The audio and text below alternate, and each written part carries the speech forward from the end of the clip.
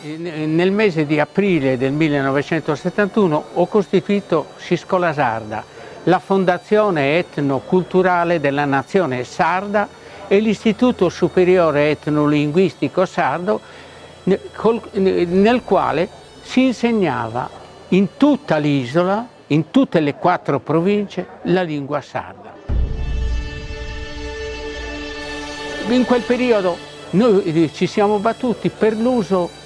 politico e istituzionale della lingua sarda e chiedevamo che questa lingua venisse insegnata in tutte le scuole di ogni ordine e grado della Sardegna, nelle università, in tutti gli ambiti politici. Abbiamo una lingua prestigiosa, di grande cultura, una lingua elegante, classica, eccetera, come la lingua sarda, la lingua giudicale.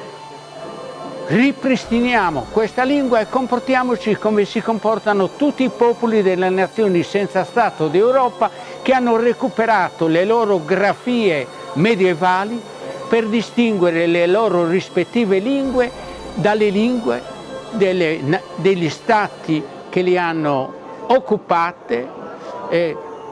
sottomesse e inglobate.